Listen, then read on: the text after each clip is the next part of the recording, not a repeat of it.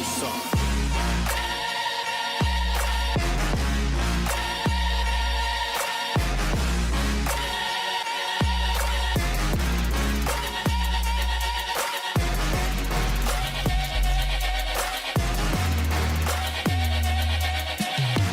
It's the classic, it's classical, gold hard. Urban blacksmith, black Mr. Mozart. Hello everyone, नमस्कार। कैसे हैं आप सब। हमारे क्विक रिवीजन सीरीज़ में मैं आप लोगों का फिर से वेलकम करता हूं। जैसा कि आप सभी को पता है कि आने वाली परीक्षाओं को ध्यान में रखते हुए हम सभी विषयों का क्विक रिवीजन सीरीज़ चला रहे हैं। ये उन छात्रों के लिए काफ़ी महत्वपूर्ण है जिन्होंने एक बार पूरा सिलेबस पढ़ रखा है और उनको कम समय में सटीक तरीके से हर विषय का, हर एरिए का जो है वो क्विक रिवीजन करना है। साथ ही उन छात्रों के लिए भी काफ़ी महत्वपूर्ण है जिन्होंने पूरा सिलेबस कभी पढ़ा ही नहीं है, पहली बार पढ़ रहे हैं और वो चाहते हैं कि वो कम से कम इम्पोर्टेंट फैक्ट को पढ़ लें, कम से कम 70-75% एरिया जो है उनका कवर हो जाए। तो उनके लिए भी ये आपका रामबाण है। तो इसमें हम उन सभी फैक्ट को शामिल करते हैं जिनको बार बार एग्जाम में पूछा गया है या जिनके पूछे जाने की संभावना सबसे ज़्यादा है। चूंकि ये क्विक रिवीजन है तो ये बाकी बेसिक क्लास की तुलना में थोड़ा सा फास्ट है। और आज हम जो है वो पढ़ने वाले हैं वो छत्तीसगढ़ का है मध्यकालीन इतिहास। ठीक है, अब इसके बाद क्या पढ़ेंगे वो मैं आपके ऊपर छोड़ता हूँ। आप कमेंट करिएगा, फीडबैक दीजिएगा कि अगला टॉपिक हम या अगला विषय हम किसका रिवाइज करें, क्योंकि बहुत सारे जो है वो मैसेज आते हैं, कोई पॉलिटी बोल रहा है, कोई हिस्ट्री बोल रहा है, कोई ज्योग्राफी बोल रहा है। तो जिसके ज़्यादा कमेंट रहेंगे अगला जो आपका क्विक रिवीजन सीरीज़ है मैं उसी का लेकर के आऊँगा। बाकी हम एक सीरियल में तो बढ़ ही रहे हैं। ठीक है, अब आज का जो हमारा छत्तीसगढ़ का मध्यकालीन इतिहास है उसके बारे में संक्षेप में कुछ बातें मैं आपको बता दूं। आज की इस क्लास में मुख्यतः हम 4-5 वंशों के बारे में पढ़ेंगे, जिसमें है आपका छत्तीसगढ़ में कलचुरी वंश, इसके अलावा फड़ी नागवंश, कांकेर का सोम वंश, छिंदक नागवंश और आपका काकतीय वंश।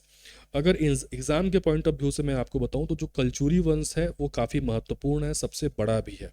तो ज़्यादा एरिया जो है वो कलचुरी वंश का आपको कवर करना है। देन आपको काकतीय वंश से प्रश्न बनते हैं, फिर उसके कंपैरिजन में थोड़े कम प्रश्न छिंदक नागवंश या फिर आपके फड़ी नागवंश वगैरह से बनेंगे। हालांकि पढ़ेंगे हम सबको, लेकिन कौन सा एरिया कितना महत्व रखता है वो मैं शुरुआत में आपको बता दे रहा हूँ। इस क्लास का पीडीएफ अनिवार्य रूप से आपका डाउनलोड कर लेना। पीडीएफ आपको कहाँ से मिलेगा? पीडीएफ आपको हमारे टेलीग्राम चैनल से जो है वो आपका मिल जाएगा। टेलीग्राम चैनल का लिंक जो है इस क्लास के डिस्क्रिप्शन में डला हुआ है, जाइए चेक कीजिए। साथ ही साथ हमारे विभिन्न प्रकार के जो आपके ऑनलाइन कोर्सेज हैं वो ऑनलाइन कोर्सेज आपको हमारे एप्लीकेशन पर अवेलेबल मिलेंगे। एप्लीकेशन का लिंक भी इस क्लास के डिस्क्रिप्शन में डला हुआ है, या फिर प्ले स्टोर पर आप इसके पटेल अकेडमी सर्च करेंगे तो वो आपको मिल जाएगा। यदि नहीं मिलता है, कोई दिक्कत होती है, कोई अन्य जानकारी चाहिए तो यहाँ पे हमारा व्हाट्सअप नंबर है। इस व्हाट्सअप नंबर पे आप हमको कनेक्ट कर सकते हैं, वहाँ पे आपको जानकारी प्रदान कर दी जाएगी। तो चलिए बिना देर किए हम क्लास की शुरुआत करते हैं और शुरुआत करेंगे उस बड़े राजवंश से जहाँ से प्रश्न भी ज़्यादा बनेगा, जहाँ से एरिया भी ज़्यादा है, अर्थात कलचुरी राजवंश। कलचुरी वंश के आदि पुरुष या मूल पुरुष कौन थे? तो नाम याद रखेंगे, कृष्णराज को कलचुरी वंश का आदि पुरुष या मूल पुरुष कहा जाता है। डॉक्टर मिराशी के अनुसार भारतवर्ष के इतिहास में किस राजवंश ने सबसे लंबी अवधि लगभग 1200 साल तक शासन किया है? तो वो राजवंश है कलचुरी राजवंश, जो सन 550 से 1740-1750 वर्ष तक, मतलब उस बीच में 1200 साल तक शासन किया है। तो इसके आधार पर सबसे लंबी अवधि वाला जो वंश है वो कलचुरी वंश कहलाता है, जिसके आदि पुरुष जो है वो कृष्णराज कहे जाते हैं। कलचुरी नरेश स्वयं को क्या कहे जाने में गौरव का अनुभव करते थे? तो कलचुरी नरेश स्वयं को सहस्त्रार्जुन कहते थे। ठीक है, त्रिपुरी के कलचुरी वंश का संस्थापक किसे माना जाता है? त्रिपुरी के कलचुरी वंश का संस्थापक माना जाता है वामराज देव को। हमारे छत्तीसगढ़ में जो कलचुरी आए थे वो त्रिपुरी वर्तमान मध्य प्रदेश क्षेत्र से आए थे, और छत्तीसगढ़ में कलचुरी वंश का संस्थापक पूछेगा तो उसका आंसर अलग होगा, लेकिन यहाँ पे त्रिपुरी का पूछेगा तो उत्तर लेना है वामराज देव को। किस शासक ने त्रिपुरी में स्थायी रूप से राजधानी स्थापित की? तब आप उत्तर लेना कोक्कल प्रथम, जिसने 875 से 900 ईस्वी के बीच जो है वो आपका शासन किया है। किस कलचुरी शासक ने कोसल क्षेत्र में शासित बाणवंशी शासकों को पराजित कर कोसल क्षेत्र को अपने अधिकार में लिया था? तो वो थे आपके शंकरगढ़ द्वितीय मुग्धतुंग, जिसने बाणवंशीय शासक विक्रमादित्य जयमेव को हरा करके यहाँ पे कलचुरी वंश की स्थापना की थी। छत्तीसगढ़ के कलचुरी वंश की कुल देवी कौन थी और वे किस देवता के उपासक थे? तो कलचुरियों की कुल देवी थी गजलक्ष्मी और वे शैव धर्म के उपासक थे। याद रखेंगे, इनकी जो कुल देवी थी वो थी आपकी गजलक्ष्मी और मूलतः किस धर्म के अनुयायी थे? अधिकांश शासक तो वो शैव धर्म के अनुयायी थे। कलचुरियों ने 248 ईस्वी से प्रारंभ होने वाले किस संवत का प्रयोग किया जो 1000 वर्षों तक चला? तो इन्होंने त्रैकुटक संवत का प्रयोग किया था। याद रखेंगे, कौन सा संवत का प्रयोग किया था? त्रैकुटक संवत, जो 248 ईस्वी से चालू होकर के 1000 वर्षों तक चला था। मराठों के अधीन पहला और अंतिम कलचुरी शासक कौन कौन थे? तो मराठों के अधीन पहला कलचुरी शासक कहलाता है रघुनाथ सिंह और मराठों के अधीन अंतिम जो कलचुरी शासक कहलाते हैं वो कहलाते हैं आपके मोहन सिंह। 1000 ईस्वी में तुम्माड़ को अपनी राजधानी बनाते हुए छत्तीसगढ़ में कलचुरी साम्राज्य की नींव किसने रखी? तो छत्तीसगढ़ में कलचुरी साम्राज्य का नींव रखा था कलिंग राज ने, जबकि अगर हम त्रिपुरी की बात करें तो वहाँ पे वामराज देव ने रखा था। चैतुरगढ़ में महिषासुर मर्दिनी मंदिर या महामाया मंदिर का निर्माण किस कलचुरी शासक ने करवाया था? कलिंग राज ने। याद रखिएगा, ये चैतुरगढ़ का पूछ रहा है, रतनपुर का नहीं पूछ रहा है। तो चैतुरगढ़ का महिषासुर मर्दिनी मंदिर या महामाया मंदिर का निर्माण जो है वो कलिंग राज ने जो है वो आपका किया है। कमल राज के शासनकाल में त्रिपुरी के किस शासक ने उत्कल या उड़ीसा पर आक्रमण किया था? तो वो किया था त्रिपुरी कलचुरी शासक गांगेय देव ने। उत्कल से लौटते हुए कमल राज को कौन सा योद्धा मिला था जिसके वंशजों ने कलचुरियों के लिए अनेक युद्ध लड़े थे? तो उत्कल से लौटते समय कमल राज ने अपने साथ साहिल नामक योद्धा लाया था। ठीक है, तो देखो जो त्रिपुरी का कलचुरी शासक था गांगदेव या गंगदेव, इसने जो है उड़ीसा पर आक्रमण किया और इसमें सहायता किया था किसने? हमारे यहाँ के कलचुरी शासक किसने? कमल राज ने। और कमल राज जब वापस लौटा वहां से तो वहां से साहिल नामक एक योद्धा लेकर के आया था। लगभग 1050 ईस्वी में किस शासक ने रतनपुर नामक नगर की स्थापना करके राजधानी तुम्माड़ से रतनपुर स्थानांतरित की? तो वो शासक का नाम है, फेमस है, रत्नदेव प्रथम या रत्नराज प्रथम उनको कहा जाता है। देखो, कलचुरियों की जो आरंभिक राजधानी थी वो तुम्माड़ थी, इनकी पहली राजधानी तुम्माड़ थी। ठीक है, और तुम्माड़ से बाद में इनकी राजधानी स्थानांतरित हो गई आपका रतनपुर 1050 ईस्वी में। तो इस रतनपुर शहर को बनाया रत्नदेव प्रथम ने, इसको राजधानी बनाया, साथ ही रतनपुर में इसने महामाया मंदिर का निर्माण भी करवाया है। तो सभी में उत्तर लेंगे रत्नराज या रत्नदेव प्रथम को। रत्नदेव प्रथम का विवाह किसके साथ हुआ जिससे उन्हें पेंड्रा का क्षेत्र प्राप्त हुआ दहेज में? तो इनका विवाह कोमो मंडल के अधिपति वज्जुक वर्मा की पुत्री नोनल्ला से हुआ था। ठीक है, अनेक तालाबों के निर्माण के कारण किस नगर को तालाबों की नगरी कहा जाता है? तो वो नगर है रतनपुर। रतनपुर में आप जाएंगे तो वहाँ पे ढेर सारे आपके तालाब हैं। याद रखना, तालाबों की नगरी जो है वो रतनपुर को कहा जाता है, जबकि अगर आपको पूछे मंदिरों की नगरी तो मंदिरों की नगरी जो है वो आपका आरंग को कहा जाता है। तुम्माड़ में वंकेश्वर शिव मंदिर तथा रत्नेश्वर शिव मंदिर का निर्माण किसने करवाया? तो ये निर्माण भी रत्नदेव प्रथम ने करवाया। कौन कौन सा? एक तो याद रखेंगे यहाँ पे तुम्माड़ में वंकेश्वर शिव मंदिर और एक याद रखेंगे आपका रत्नेश्वर शिव मंदिर, ये दोनों तुम्माड़ में है, रत्नदेव प्रथम ने इनका निर्माण करवाया। रायपुर ताम्रपत्र और अमोदा ताम्रपत्र में पृथ्वीदेव प्रथम को क्रमशः किन उपाधियों से संबोधित किया गया है? तो पृथ्वीदेव प्रथम के बारे में है ये जानकारी। पृथ्वीदेव प्रथम को रायपुर ताम्रपत्र में सकल कोसलाधिपति कहा गया है और अमोदा ताम्रपत्र में प्रचंड कोसलाधिपति कहा गया है। देखिए, जो पढ़ते हैं उन सभी को पता है ये पृथ्वीदेव ने दो उपाधि धारण की थी, सकल कोसलाधिपति और प्रचंड कोसलाधिपति, ये सभी तो आप जानते हैं। लेकिन इनका उल्लेख किस ताम्रपत्र में है ऐसा पूछ देगा तो याद रखना, सकल कोसलाधिपति के बारे में उल्लेख रायपुर ताम्रपत्र में है और प्रचंड कोसलाधिपति के बारे में उल्लेख अमोदा ताम्रपत्र में है। पृथ्वीदेव प्रथम द्वारा निर्मित चित्तौड़गढ़ या लाफागढ़ के किले में 3 प्रमुख प्रवेश द्वार कौन कौन से हैं? ये बहुत ही महत्वपूर्ण है। ये 3 नाम याद रखेंगे, मेनका द्वार, सिंह द्वार और हुंकारा द्वार।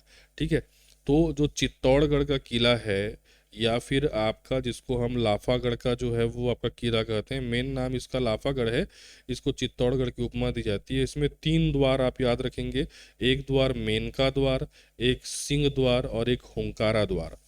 फड़ी नागवंश शासक गोपाल देव ने किस कलचुरी शासक के अधीन शासन किया था? तो ये पृथ्वीदेव प्रथम के अधीन शासन कर रहे थे। कौन? गोपाल देव, जो कि फड़ी नागवंश के शासक हैं। जाजल्य देव प्रथम ने किस नगर को बसाया था जिसे वर्तमान में जांजगीर के नाम से जानते हैं? तो वो है जाजल्यपुर। जाजल्यपुर में विष्णु मंदिर का निर्माण किसने करवाया था, जिसे अधूरा रहने के कारण नक्टा मंदिर कहते हैं? तो ये भी जाजल्यदेव प्रथम ने करवाया। इसके अलावा जाजल्यदेव प्रथम ने ही बाणवंशीय शासक विक्रमादित्य द्वारा निर्मित पाली के शिव मंदिर का जीर्णोद्धार करवाया। देखो, पाली का जो शिव मंदिर है वो बनवाया है बाणवंशी शासक विक्रमादित्य, जिसका मूल नाम है जयमेऊ। लेकिन उसका डेंटिंग पेंटिंग, उसका रिस्टोरेशन का कार्य, उसका जीर्णोद्धार का कार्य किसने किया? तब आप उत्तर लेना जाजल्यदेव प्रथम। पाली शिव मंदिर के द्वार पर किस शासक का नाम जो है उत्कीर्ण है? तो जाजल्यदेव प्रथम का नाम उत्कीर्ण है। और क्या लिखा हुआ है?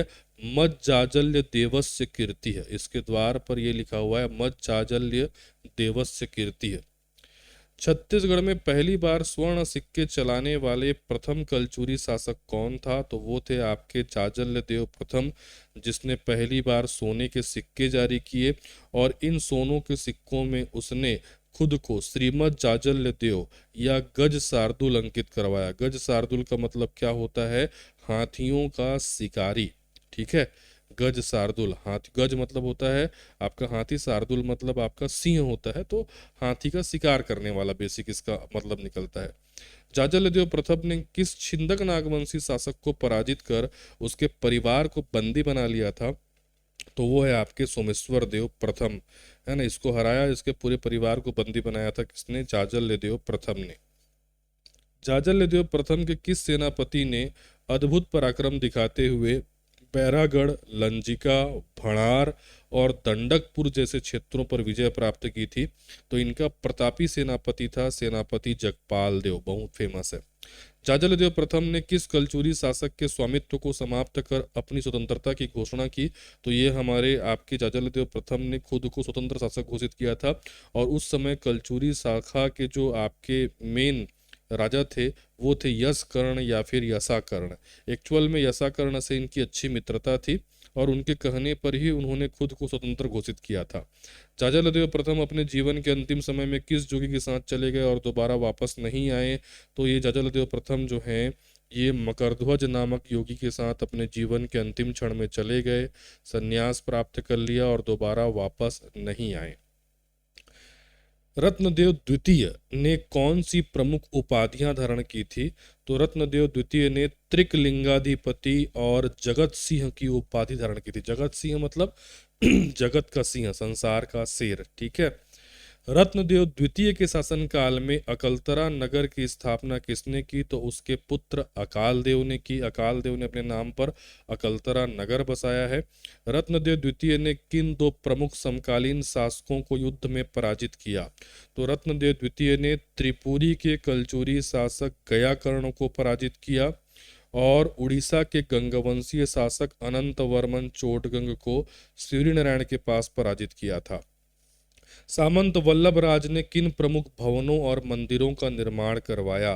तो सामंत वल्लभ राज जो कि रत्नदेव द्वितीय के सामंत थे, इन्होंने कोटगढ़ में जो है विकर्णपुल महल बनवाया और रेवंत मंदिर बनवाया। ये रेवंत मंदिर याद रखेंगे, एग्जाम में पूछ सकता है। ये सूर्य का मंदिर है बेसिकली, ठीक है। और रेवंत जो है सूर्य के पुत्र कहलाते हैं, ठीक है। तो उन्हीं का मंदिर बनवाया गया है सामंत वल्लभ राज के द्वारा, रेवंत मंदिर। रत्नदेव द्वितीय के शासनकाल में किस ज्योतिषी ने चंद्र ग्रहण की सटीक गणना की थी? तो उस ज्योतिषी का नाम है ज्योतिषी पद्मनाथ। अब पृथ्वीदेव द्वितीय के काल के बारे में जान लेते हैं। पृथ्वीदेव द्वितीय के शासनकाल में निर्मित खारुंग झील, जिसको अब खूटा घाट बांध कहते हैं, इसका निर्माण किसने करवाया? तो वल्लभ राज ने करवाया। पृथ्वीदेव द्वितीय के शासनकाल की जानकारी किन स्रोतों से मिलती है?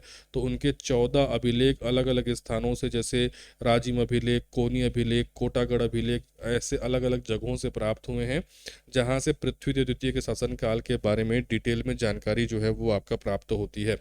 पृथ्वीदेव द्वितीय के कोनी शिलालेख के अनुसार भूमि मापन और कृषि के लिए किसका प्रयोग करते थे? तो हल का प्रयोग करते थे।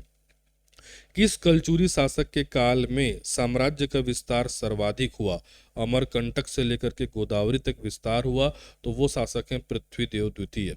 पृथ्वीदेव द्वितीय के किस छिंदक नागवंशी राजा को उन्होंने पराजित करके चक्रकोट या बस्तर को नष्ट कर दिया? तो वो हैं आपके कन्हर देव। कलिंग के गंगवंशीय शासक अनंत वर्मन चोडगंग की मृत्यु के बाद पृथ्वीदेव द्वितीय ने किसे युद्ध में बंदी बना लिया था? तो उन्होंने अनंत वर्मन चोडगंग के बेटे जटकेश्वर या जटेश्वर मधुका भार्गव को बंदी बनाया। 1145 में राजिम के प्रसिद्ध राजीव लोचन मंदिर का जीर्णोद्धार किसने कराया था? तो ये कराया था सेनापति जगपाल देव ने। किसके सेनापति थे? पृथ्वीदेव द्वितीय के। याद रखेंगे, जो राजिम का राजीव लोचन मंदिर है, इसका निर्माण नलवंशीय शासक बिलास तुंग ने कराया है। लेकिन अगर आपको जीर्णोद्धार पूछेगा तो उत्तर लेना है सेनापति जगपाल देव। किसका सेनापति था? पृथ्वीदेव द्वितीय का। तो ये पृथ्वीदेव द्वितीय का सेनापति जो जगपाल देव था, ये मूलतः कहाँ का निवासी था? तो ये उत्तर प्रदेश के मिर्जापुर जिले के बहड़ा गांव का निवासी था। कहाँ का? यूपी के मिर्जापुर जिले के बहड़ा गांव का। रतनपुर में गज किला का निर्माण किसने करवाया था, जिसकी दीवारों पर रावण को अपना सिर काटकर यज्ञ करते हुए दिखाया गया है? तो ऐसा गज किला बनवाया है पृथ्वीदेव द्वितीय ने। रतनपुर का गज किला फेमस है, याद रखना किसने बनवाया है? पृथ्वीदेव द्वितीय ने, जिसमें रावण को अपना सर काट करके यज्ञ करते हुए दिखाया गया है। रतनपुर के गज किले के 4 प्रमुख प्रवेश द्वारों का नाम बताइए। तो एक है सिंह द्वार, गणेश द्वार, भैरव द्वार और सीमर द्वार। ये रतनपुर का गज किला है। इसके 4 द्वारों का नाम याद रखना, सिंह द्वार, गणेश द्वार, भैरव द्वार, सीमर द्वार। संबलपुर में नरसिंहनाथ मंदिर और नारायणपुर में धुरजटी मंदिर का निर्माण किसने करवाया? तो ये पृथ्वीदेव द्वितीय के मंत्री ब्रह्मदेव ने नरसिंहनाथ मंदिर संबलपुर का और नारायणपुर का धुरजटी मंदिर बनवाया है। जाजल्यदेव द्वितीय के बारे में जान लेते हैं। जाजल्यदेव द्वितीय के समय त्रिपुरी के शासक जयसिंह ने आक्रमण किया और उसको किसने परास्त किया था? तो जब जाजल्यदेव द्वितीय का शासन काल था, तब त्रिपुरी के कलचुरी शासक जयसिंह का आक्रमण हुआ था, जिसको जाजल्य द्वितीय के सामंत उल्हड़ देव या अल्हड़ देव ने जो है उस आपका आक्रमण को विफल किया और जयसिंह को परास्त किया था।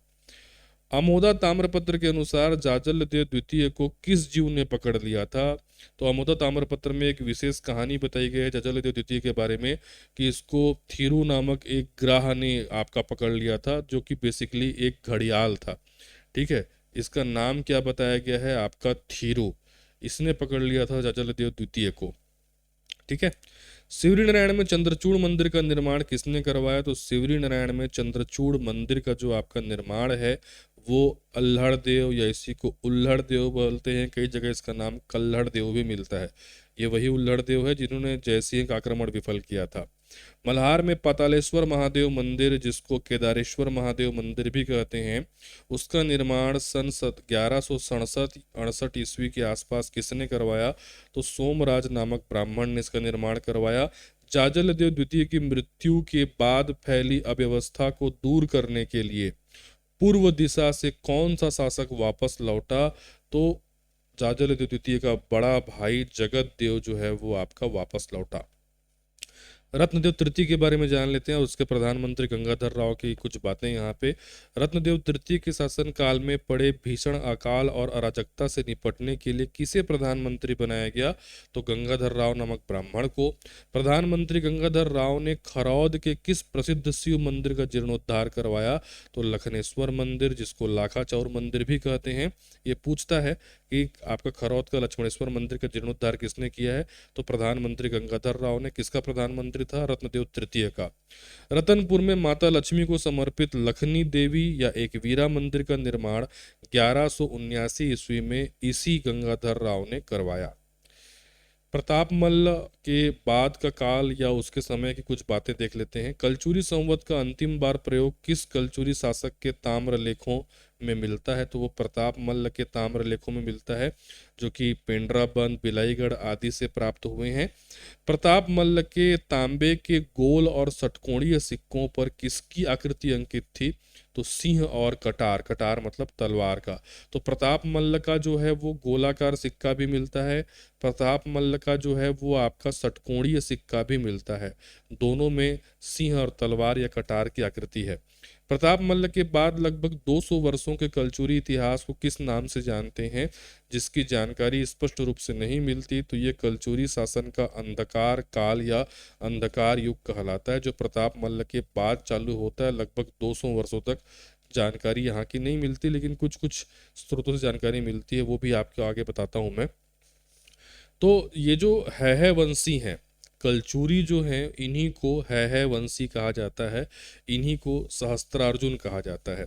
तो है वंशियों का हस्तलिखित इतिहास किन दो प्रसिद्ध विद्वानों के द्वारा लिखा गया है? तो दो नाम याद रखना, एक तो बाबू रेवाराम का नाम याद रखेंगे, पूरा नाम इनका बाबू रेवाराम कायस्थ है, लेकिन आप कम से कम बाबू रेवाराम याद रखो। और पंडित शिवदत्त राय शास्त्री, पूरा नाम है इनका पंडित शिवदत्त राय शास्त्री गौराहा। तो बाबू रेवाराम और शिवदत्त राय का नाम याद रखना। छत्तीसगढ़ के आपका कलचुरी वंश में जो मुगलों का जो है आपका दखल होता है, उसके बारे में थोड़ा सा देख लेते हैं। बाबू रेवाराम के अनुसार प्रताप मल्ल देव के बाद मुगल बादशाहों की प्रभुसत्ता में रतनपुर राज्य किसके शासनकाल में आ गया? तो जब दिल्ली में मुगलों का शासनकाल था, तो रतनपुर में जो है वो धर्म सिंह देव जो है वो आपका राजा था। ये वही अंधकार युग के बीच का राजा है ना, ठीक है। किस कलचुरी राजा के शासनकाल में आपसी बंटवारा होकर रायपुर इलाका लहुरी शाखा को दे दिया गया? तो रतनपुर और रायपुर दो भागों में जो है वो आपका बट गया। मैपिंग थोड़ा सा गड़बड़ है, रायपुर जो है वो इस साइड आएगा, ठीक है। तो वीर सिंह देव के काल में याद रखना कि जो छत्तीसगढ़ के कलचुरी थे उनका विभाजन हो गया, एक बना रायपुर शाखा और एक बना रतनपुर शाखा, और जो रायपुर शाखा है उसको लहुरी शाखा कहा गया। सन 1440 से 41 ईस्वी के मध्य रतनपुर में किसने आक्रमण किया था? तो महमूद खिलजी ने आक्रमण किया था। बहारेंद्र साय या बाहर साय का एक शिलालेख रतनपुर में और दो शिलालेख कहाँ से प्राप्त होते हैं? तो इसके दो शिलालेख कोसगई से प्राप्त होता है, ठीक है। बहारेंद्र साय का एक शिलालेख रतनपुर से प्राप्त होता है और दो शिलालेख कोसगई से प्राप्त होता है। आक्रांताओं और शत्रुओं की लूटपाट बढ़ जाने के कारण बहारेंद्र साय ने अपनी राजधानी रतनपुर से कहाँ स्थानांतरित कर दी? तो बहारेंद्र साय ने रतनपुर से अपनी राजधानी कोसंगा या कोसगई लेकर के गया, वर्तमान में जिसको छुरी के नाम से जानते हैं। कोसगई मंदिर, चैतुरगढ़ का किला और कोसंगा या कोसगई में कोषागार की स्थापना बहारेंद्र साय के द्वारा ही की गई, ठीक है। यहाँ पे क्या क्या बनवाया गया? यहाँ पे एक तो याद रखना चैतुरगढ़ का किला, ठीक है, मतलब वहाँ पे नहीं, चैतुरगढ़ का किला बेसिकली, साथ ही साथ जो आपका कोसगई मंदिर है और कोषागार है, इस सभी का जो निर्माण है वो बहारेंद्र साय के द्वारा करवाया गया है। किस शासक के शासनकाल में पठानों का आक्रमण हुआ था जिन्हें उसने सोन नदी तक खदेड़ दिया? तो ये किया था बहारेंद्र साय ने। साथ ही साथ बहारेंद्र साय ने सैन्य सहयोग के बदले बिसई सिंह ठाकुर भिंजवार को कौन सी जमींदारी दी थी? तो सोना खान की जमींदारी दी थी। ये किसके पूर्वज हैं भाई? ये वही वीर नारायण सिंह के पूर्वज है ना। जो बिसई सिंह ठाकुर भिंजवार हैं, ये वीर नारायण सिंह के पूर्वज हैं। इनको कर मुक्त जमींदारी बहारेंद्र साय ने ही दी थी, ठीक है, सैन्य सहयोग के बदले में। कहाँ की जमींदारी? सोना खान की, ठीक है। रतनपुर के गज किला में जगन्नाथ स्वामी का मंदिर जो है और लालपुर नगर की स्थापना किसने की? तो ये कल्याण साय के द्वारा किया गया। बिलासपुर के प्रथम अंग्रेज बंदोबस्त अधिकारी मिस्टर चिस्म ने किस शासक की राजस्व पुस्तिका को आधार मानकर कलचुरी शासन व्यवस्था पर प्रकाश डाला है? तो ये कल्याण साय की राजस्व पुस्तिका को उन्होंने आधार बनाया था। कल्याण साय अपने राजस्व और जमाबंदी प्रणाली के लिए जाने जाते हैं। मिस्टर चिस्म ने कल्याण साय की पुस्तिका के आधार पर रतनपुर और रायपुर को 18-18 गढ़ों अर्थात टोटल छत्तीसगढ़ में बांट दिया। शिवनाथ नदी के ऊपर की ओर 18 गढ़ और शिवनाथ नदी के दक्षिण की ओर 18 गढ़। मुगल कालीन स्त्रोत तुजुक ए जहांगीरी के अनुसार कल्याण साय किस मुगल बादशाह के दरबार में उपस्थित हुआ था? तो जहांगीर के दरबार में हुआ था। अब देखो, कल्याण साय को लेकर के एक बड़ा मैं इंटरेस्टिंग फैक्ट बता रहा हूँ। कुछ स्रोत ये कहते हैं कि कल्याण साय जो है वो जहांगीर के जो है वो आपके समकालीन था, और कुछ स्रोत ये कहते हैं कि नहीं भाई, ये अकबर के समकालीन था। तो ऐसा कौन कौन सा स्रोत कहते हैं वो मैं आपको बता दे रहा हूँ। कैसा पूछेगा तो कैसा टाइप का उत्तर लेंगे आप, ठीक है। तो देखो, मुगल कालीन स्रोत तुजु के जहांगीरी के अकॉर्डिंग वो किसके दरबार में गया था? जहांगीर के दरबार में गया था, ठीक है। और इसी तुजु के जहांगीरी के अनुसार जो है कल्याण साय जब जहांगीर के दरबार में गया था तो उसको भेंट करने के लिए वो अपने साथ 80 हाथी और 1 लाख रुपए लेकर के गया था, ठीक है। कल्याण साय जो है वो जहांगीर को कितना रुपए दिया? आपका 1 लाख रुपए दिया, और उसको 80 हाथी जो है वो आपका भेंट करके आया। लेकिन पंडित शिवदत्त शास्त्री के इतिहास समुच्चय के अनुसार किस वीर ने दिल्ली में पहलवानी के करतब दिखाकर कल्याण साय को जहांगीर के दरबार से मुक्ति दिलाई थी? तो एक्चुअल में जहांगीर ने जो है वो कल्याण साय को कैद कर लिया था, और गोपाल राय या गोपल्ला वीर नामक व्यक्ति ने जो है पहलवानी के करतब दिखाकर जहांगीर को इम्प्रेस किया और कल्याण साय को जो है जहांगीर के दरबार से मुक्ति दिलाई थी, ठीक है। अब एक दूसरा जो आपका पक्ष मिलता है कि बाबू रेवाराम की पांडुलिपि के अनुसार कल्याण साय किस मुगल शासक के दरबार में गया था और वहां 8 वर्षों तक रहा था? तो इनके अनुसार अकबर को बताया जाता है, कि इनके अनुसार बाबू रेवाराम के अनुसार अकबर को, जबकि तुजु के जहांगीरी के अनुसार जहांगीर को बताया जाता है। कल्याण साय के वापस आने के उपलक्ष्य में रतनपुर वासियों ने कौन सा पर्व मनाया? तो जब वो दिल्ली से वापस आए मुगलों के दरबार से या कैद से, जो भी बोलो, ठीक है, तो रतनपुर वासियों ने छेरछेरा पर्व मनाया था, ठीक है। कल्याण साय की जमाबंदी के अनुसार रतनपुर राज के गढ़ों, जो मेनली खालसा क्षेत्र था, वहां से कितना रेवेन्यू वसूल होता था? 6.5 लाख रुपए रेवेन्यू वसूल होता था, ठीक है। देश बही नामक लेखा पुस्तिका किसने तैयार की? लक्ष्मण साय ने।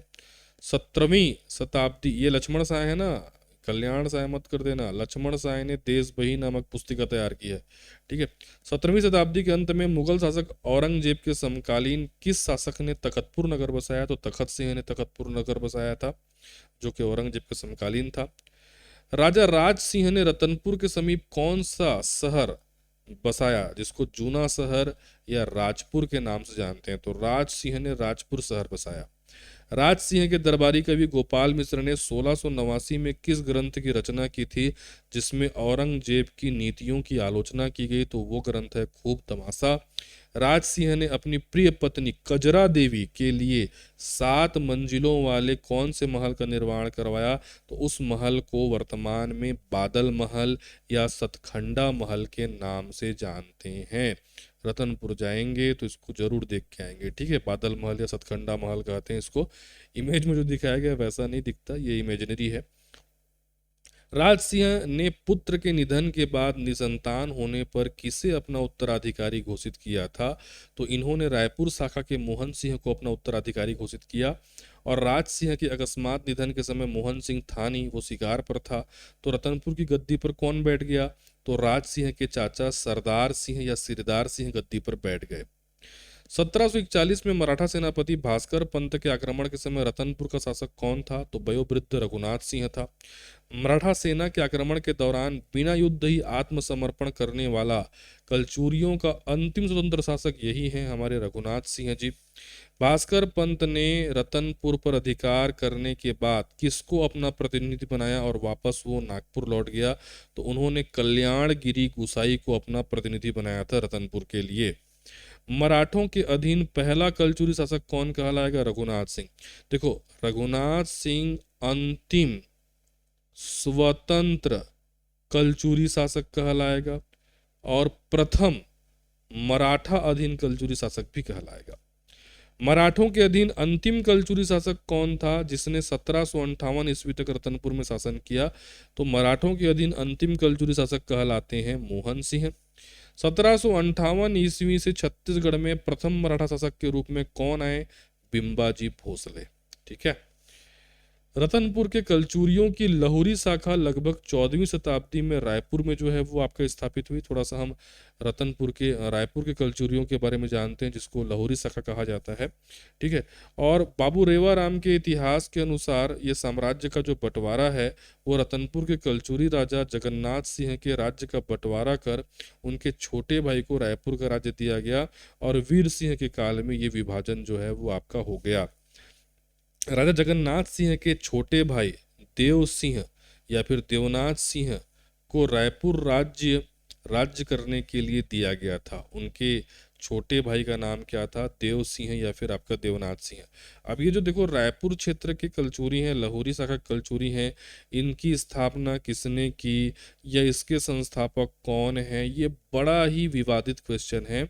यहाँ से कई प्रकार के जो है आपका फैक्ट देखने को मिलेंगे। ठीक है, वो सारे फैक्ट मैं आपको बताता हूँ कि कौन कौन से स्रोत हैं जो अलग अलग प्रकार की जानकारी जो है वो इस संबंध में देते हैं। ठीक है, तो इसमें सबसे पहले तो आप याद रखेंगे मल्हार शिलालेख के अनुसार। तो मल्हार शिलालेख के अनुसार रायपुर कलचुरी वंश का संस्थापक लक्ष्मी देव को माना जाता है। ठीक है, और लक्ष्मी देव की राजधानी बताई जाती है खल्लारी, वर्तमान महासमुंद। ठीक है, और उनका शासनकाल 1300 ईस्वी के आसपास बताया जाता है। राइट। उसके बाद सिंघड़ देव के बारे में थोड़ा सा जान लो। सिंघड़ देव जो है वो आपका अत्यधिक प्रतापी था और इसने छोड़पति की उपाधि धारण की थी। ये भी रायपुर का ही कलचुरी शासक है। तो याद रखना, छोड़पति की उपाधि सिंघड़ देव ने धारण की थी और उसने राज्य का विस्तार नागपुर तक किया था, ऐसा बताया जाता है। खल्लारी और रामटेक शिलालेख के अनुसार जो है सिंघड़ देव ने अपने बाहुबल से 18 गढ़ों को जो है वो आपका जीत लिया था। क्लियर है। तो मल्हार शिलालेख के अनुसार लक्ष्मी देव को रायपुर के कलचुरी वंश का संस्थापक बताया जाता है। ठीक है, अब हम रायपुर नगर की स्थापना और थोड़ा सा रायपुर के कलचुरी शासक रामचंद्र देव के बारे में जानते हैं। सिंघड़ देव के पुत्र हुए आपके रामचंद्र देव, इनको रायपुर राज्य का शासक बनाया गया, जिसने प्रथम शासक के रूप में सत्ता स्थापित की। तो कई स्रोत इसको बताएंगे, रामचंद्र देव को पहला शासक बताएंगे। ठीक है, सीजीपीएससी यही मानता है। सीजीपीएससी में 2 बार आंसर लिया जा चुका है। सीजीपीएससी रायपुर का कलचुरी वंश का संस्थापक रामचंद्र देव को मानता है, लेकिन वास्तविकता ये है कि इसका संस्थापक लक्ष्मी देव था। तो मैंने दोनों तर्क आपको बता दिए हैं। ठीक है, रायपुर नगर का निर्माण रामचंद्र देव ने ही किया। इन्होंने अपने पुत्र ब्रह्मदेव राय के नाम पर किया था। देखो किसके नाम पर किया गया है और किसने किया है, इसमें काफी डिफरेंस है। अगर पूछेगा कि रायपुर शहर जो है वो किस शासक के द्वारा जो है वो आपका बसाया गया, तो वो है आपके रामचंद्र देव। लेकिन किनके नाम पर बसाया गया, तो उनके पुत्र ब्रह्मदेव राय के नाम पर बसाया गया। ठीक है, अब इस रामचंद्र देव ने रायपुर के समीप जो बूढ़ा तालाब है, फेमस है ना, रायपुर का किला हो गया और जो रामचंद्र जी मंदिर है, इन सभी का जो है वो आपका जीर्णोद्धार करवाया। रायपुर फोर्ट का, बूढ़ा तालाब का और रामचंद्र जी मंदिर का, इन सब का जीर्णोद्धार रामचंद्र देव राय के द्वारा जो है वो आपका किया गया है। ठीक है, अब हम थोड़ा सा जान लेते हैं। ब्रह्मदेव के खल्लारी शिलालेख के अनुसार रामचंद्र ने फड़ी नागवंशी शासक भोडिंग देव को जो है वो आपका जीता था। आगे हम फड़ी नागवंश जो है वो आपका पढ़ने वाले हैं। तो इसमें फड़ी नागवंशी शासक जो भोडिंग देव है उसको जीता था किसने? रामचंद्र ने। ठीक है, ब्रह्मदेव, जिसको हरि ब्रह्मदेव भी कहा जाता है, इसने राजधानी परिवर्तन किया और खल्लारी के स्थान पर रायपुर को इनकी जो है राजधानी बनाया। तो देखो रायपुर के कलचुरियों की जो आरंभिक राजधानी थी वो थी खल्लारी। उसके बाद में राजधानी रायपुर स्थानांतरित की गई।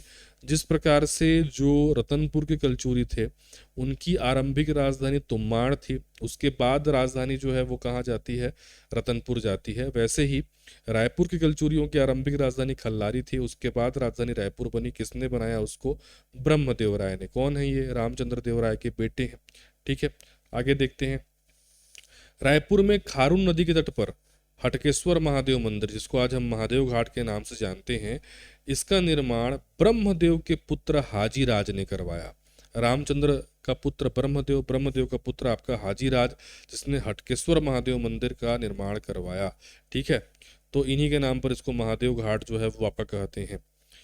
अब बात कर लेते हैं नारायण मंदिर। ये नारायण मंदिर जो है वो खल्लारी महासमुंद में है। इसका निर्माण जो है देवपाल नामक मोची ने जो है 1415 में कराया था। वेरी वेरी आईएमपी है, कई बार इसको एग्जाम में पूछा है। क्लियर, आगे बढ़ते हैं। अब थोड़ा सा जो है अलेक्जेंडर कनिंघम की एक रिपोर्ट है जिससे प्रश्न बनता है, वो मैं आपको बता दे रहा हूँ। इस रिपोर्ट के अनुसार रायपुर में लाहौरी शाखा का संस्थापक केशव देव को माना जाता है। तो देखो बेटा, आपका तीन तीन संस्थापक मैंने बता दिए, मैं रिवाइज करा दे रहा हूँ। जो मल्हार शिलालेख है उसके अनुसार रायपुर का जो कलचुरी वंश है उसके संस्थापक लक्ष्मी देव को माना जाता है। क्लियर। सीजीपीएससी रामचंद्र देव को जो है वो रायपुर के कलचुरियों का संस्थापक मानता है। और जो अलेक्जेंडर कनिंघम की रिपोर्ट है उसमें लाहौरी शाखा मतलब रायपुर जो शाखा है उसका संस्थापक केशव देव को माना जाता है। ठीक है। तो ये जो कनिंघम का रिपोर्ट है उसमें केशव देव से लेकर के अमर सिंह देव तक कुल 17 राजाओं की सूची है जिन्होंने रायपुर में जो है वो आपका शासन किया है। ठीक है। तो इसके अनुसार अंतिम कलचुरी शासक रायपुर के कलचुरी वंश का अंतिम व स्वतंत्र शासक अमर सिंह को माना जाता है। जनरली हम अंतिम कलचुरी शासक अगर बात करें रतनपुर का तो वो मोहन सिंह को माना जाता है, और रायपुर की बात करें तो वो अमर सिंह को जो है वो आपका माना जाता है। ठीक है। अब थोड़ा सा इनके बारे में योगदान वगैरह या कुछ प्रश्न और बन सकते हैं उनको मैं बता दे रहा हूँ। अमर सिंह देव के आपका राज में एक माखन नामक कवि था जो कि गोपाल मिश्र का जो है वो आपका बेटा था। उन्होंने छंद विलास नामक ग्रंथ जो है वो आपका लिखा है। छंद विलास नामक ग्रंथ माखन ने लिखा है जो कि गोपाल मिश्र के बेटे थे। ठीक है। अब हम बात कर लेते हैं मराठाओं का आक्रमण कैसे हुआ और कलचुरियों का पतन कैसे हुआ। तो कलचुरी सत्ता का पतन जो है वो 1750 में हो जाता है। अमर सिंह का जो आपका राज्य है वो पहले मराठा शासक आते हैं बिम्बाजी भोसले, उनके हाथ में चला जाता है। ठीक है। मराठा शासक अमर सिंह का राज्य छीनकर उनको जो है रायपुर, पाटन और राजिम का इलाका देते हैं भाई उनके जीवन निर्वाह के लिए, और 7,000 रुपये वार्षिक टकोली जो है वो बांध देते हैं कि इतना तुमको मिलेगा भाई। ठीक है। उसके बाद अमर सिंह का पुत्र होता है शिवराज सिंह। ठीक है। तो बिम्बाजी भोसले ने 1757 में अमर सिंह के पुत्र शिवराज सिंह के परवरिश के लिए महासमुंद तहसील में स्थित बड़गांव का क्षेत्र जो है वो आपका सौंपा। इस प्रकार के क्षेत्र सौंपे जाते थे उनके जीवन निर्वाह के लिए। ठीक है। आगे बढ़ते हैं। अब कुछ धार्मिक या मंदिर वाले मठ वाले जो क्वेश्चन है उनको बता दे रहा हूं मैं। रायपुर के दूधाधारी मठ के संस्थापक महंत बलभद्र दास को कहा जाता है जो केवल अपनी गाय सुरही के दूध का जो है वो आपका सेवन करते थे। ठीक है। रायपुर के दूधाधारी मंदिर का निर्माण 17वीं शताब्दी में कलचुरी शासक जैत सिंह के शासनकाल में हुआ। ठीक।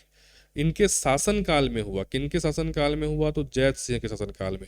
स्थापना किसने की? तो महंत बलभद्र दास ने। और इसका जीर्णोद्धार किसने किया? तो जो मराठा शासक आए बिम्बाजी भोसले, उन्होंने इनका जो है जीर्णोद्धार किया। तो ये दूधाधारी मठ से 3 मोस्ट इंपॉर्टेंट क्वेश्चन किसके काल में बना है? जैत सिंह के काल में बना है। किसने बनवाया है? महंत बलभद्र दास ने बनवाया है। किसने जीर्णोद्धार किया है? तो मराठा शासक बिम्बाजी भोसले ने किया है। ठीक है। अब रतनपुर का अंत देख लेते हैं। जैसा कि मैंने शुरुआत में बताया था कि छत्तीसगढ़ के इतिहास में सर्वाधिक लंबे समय तक शासन करने वाला वंश लगभग 550 से 1750 मान लो, लगभग 750 साल तक शासन करने वाला वंश जो है वो समाप्त होता है भास्कर पंत के आक्रमण के साथ। ठीक है। 1741 में रतनपुर पर मराठा सेनापति भास्कर पंत ने आक्रमण किया जिसमें वयोवृद्ध रघुनाथ सिंह था, उसने आत्मसमर्पण जो है वो आपका कर दिया और भास्कर पंत वापस नागपुर लौटा और यहाँ पे कल्याणगिरी गोसाई को अपना प्रतिनिधि बना करके वो वापस लौट गया। तो इस प्रकार चाहे रायपुर की जो हमारी लाहौरी शाखा है या फिर रतनपुर की जो कलचुरी है उनका जो है वो आपका अंत जो है वो आपका हो जाता है, और इसके बाद यहाँ पे मराठाओं का जो है वो आपका शासन चलता है। हालांकि मराठाओं के बारे में हम आधुनिक इतिहास में पढ़ते हैं, उसको अपन मध्यकालीन इतिहास में जो है वो आपका नहीं पढ़ते। आगे बढ़ते हैं। और चूंकि इतने लंबे समय तक कलचुरियों का शासनकाल रहा है तो कलचुरियों की जो प्रशासनिक व्यवस्था है, सामाजिक व्यवस्था है, आर्थिक व्यवस्था है, उससे भी ढेर सारे क्वेश्चन बनते हैं, तो वो भी एक एक करके मैं आपको बताता हूँ। कलचुरी शासन प्रबंध पर 1868-69 में किस अधिकारी ने एक विस्तृत लेख लिखा है? तो मिस्टर चिस्म ने। मिस्टर चिस्म ने अपना लेख किस कलचुरी शासक की लेखा पुस्तिका को आधार मान करके लिखा? कल्याण साय का। कलचुरी कालीन छत्तीसगढ़ में किस प्रकार की शासन पद्धति प्रचलित थी? तो राजतंत्रीय शासन पद्धति थी। और ये जो है एक लोकप्रिय विकेंद्रीकृत और सुदृढ़ शासन व्यवस्था थी। केंद्र में जो है वो आपका राजा होता था और बहुत सारे फिर अधिकारी मंत्री वगैरह होते थे। प्रशासनिक पदों पर जो है वो आपका स्थानीय लोगों को नियुक्त किया जाता था। और कलचुरी शासन व्यवस्था में सबसे प्रमुख कौन होता था? तो वो आपका राजा होता था। और राजा की सहायता के लिए अमात्यों की नियुक्ति की जाती थी। और कलचुरी प्रशासन में युवराज का पद राजा के उत्तराधिकारी को प्राप्त होता था। ठीक है, तो राजा, उसका बेटा युवराज और जितने भी आपके मंत्री वगैरह थे उनको अमात्य कहते थे। कलचुरी काल में महामंत्री का प्रमुख कार्य क्या होता था? तो यह सर्व प्रमुख अधिकारी होता था जो राजा का प्रशासनिक सलाहकार होता था। कलचुरी शासन व्यवस्था में प्रमुख मंत्री को क्या कहते थे? तो उसको महामात्य कहते थे। और मंत्री परिषद के सदस्यों को क्या कहते थे? अमात्य। तो इसको इस प्रकार समझ सकते हैं कि मेन है राजा, राजा का प्रमुख सलाहकार है आपका महामंत्री। ठीक है, इसके बाद इसका प्रमुख मंत्री होता था आपका महामात्य, और जितने मंत्रिमंडल में और अन्य मंत्री होते थे, सदस्य होते थे, उनको अमात्य कहते थे। क्लियर है? कलचुरी काल में महाध्यक्ष किस विभाग का प्रमुख होता था? तो ये सचिवालय का प्रमुख होता था। कलचुरी काल में महाप्रतिहार कौन होता था? तो ये संचार विभाग, साथ ही साथ यह जमाबंदी विभाग का भी प्रमुख होता था। कलचुरी काल में पंचकुल व्यवस्था में पुलिस अधिकारी को क्या कहते थे? तो दंडपासिक कहते थे। नगर और गांव की जनता द्वारा चुनी गई वह समिति क्या कहलाती थी जिसको न्याय करने का अधिकार होता था? तो उस समिति को कहते थे पंचकुल। इस पंचकुल के जो मेंबर होते थे इस प्रकार से, इनको महत्तर कहते थे। और जो मेन अध्यक्ष होता था उसको महत्तम कहते थे। पंचकुल के निर्णय के विरुद्ध अपील कौन सुन सकता था? तो राजा सुन सकता था। न्याय व्यवस्था में जुर्माने की राशि पूर्व निर्धारित इसलिए करते थे ताकि कोई मनमानी न कर सके। कलचुरी काल में न्यायपूर्वक ग्राम प्रशासन को चलाने के लिए किनकी महत्ता होती थी? तो ग्राम पंचायत और गांव के मुखिया की महत्ता होती थी। अब देखिए, कलचुरी कालीन न्याय व्यवस्था में जो जुर्माना अर्थदंड प्रमुख रूप से है, जहां से प्रश्न बनता है उनके बारे में आपको बता दूं कि मजदूर स्त्री पर वणिक पुत्र द्वारा अत्याचार करने पर उसके ऊपर 108 रूपक का अर्थदंड लगता था। रूपक चांदी का सिक्का होता था उस समय। ठीक है, जार कर्म करने के अपराध में जो है वो आपका 32 रूपक का अर्थदंड लगता था। जार कर्म जिनको नहीं पता, मैं संक्षेप में बता देता हूँ। जार कर्म मतलब क्या होता है कि विवाहित पुरुष या विवाहित स्त्री के द्वारा अन्य पुरुष या अन्य स्त्री से जो यौन संबंध बनाए जाते हैं, उसको जो है, उस अपराध को जार कर्म जो है वो आपका कहा जाता है। और इस अपराध को करने में जो है वो 32 रूपक का अर्थदंड लगता था। कनपटी पर मारने के अपराध में 16 रूपक का दंड लगता था। सिर पर चोट लगने पर 4 रूपक का अर्थदंड लगता था। 14वीं शताब्दी में कलचुरी साम्राज्य के विभाजन, जो कि रतनपुर और रायपुर शाखा में जो है वो आपका बढ़ गया इस प्रकार से। ठीक है, ये मेन किस सदी में आया? तो 14वीं शताब्दी में आया था। और शासन व्यवस्था में क्या कोई बदलाव हुआ था? तो नहीं, एक ही प्रकार की शासन व्यवस्था दोनों क्षेत्रों में चलती थी। छत्तीसगढ़ में सर्वाधिक लंबी अवधि तक जो है कलचुरी शासकों ने शासन किया है। कलचुरी शासन के खिलाफ असंतोष पनपने का लाभ किनको मिला? मराठों को मिला। तो कलचुरियों का स्थान किसने लिया? आपका मराठों ने लिया। ठीक है, अब मैं कलचुरी कालीन सामाजिक, धार्मिक और सांस्कृतिक दशा के बारे में जो प्रश्न बनता है उनको बता देता हूं आपको। कलचुरी काल में राजपद प्राप्ति के लिए किस वंश का होना आवश्यक नहीं था? तो क्षत्रिय वंश का होना आवश्यक नहीं था, याद रखेंगे। त्रिपुरी के कलचुरी नरेश कर्ण की महारानी जाजल देवी किस वंश की थी? तो ये हुड़ वंश की थी। रतनपुर एवं रायपुर के कलचुरी राज दरबार में राजाश्रय प्राप्त प्रमुख ब्राह्मण मंत्री कौन कौन से थे? तो पंडित गोपाल मिश्र थे, पंडित माखन मिश्र थे, ये इन्हीं के बेटे थे। ठीक है, एवं पंडित भगवान प्रसाद मिश्र थे। कलचुरी प्रशासन में क्षत्रिय अधिकारियों के नाम के अंत में प्रायः कौन सा शब्द आता था? उनके नाम के अंत में भट्ट शब्द आता था। कलचुरियों के लेखों में किस वैश्य का उल्लेख है जो रतनपुर के पूर्व प्रधान के रूप में कई बार आया है? यश नामक वैश्य। ग्रामों और नगरों के पंचकुल अथवा पंचायतों में मुख्य रूप से किस वर्ग का प्राबल्य था? तो वैश्य वर्ग सबसे ज्यादा थे।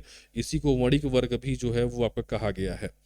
कलचुरी रानी लाच्छला देवी किस वैश्य सामंत को अपने पुत्र की तरह से स्नेह करती थी, तो वो आपका वणिक पुत्र या वैश्य था बल्लभ राज।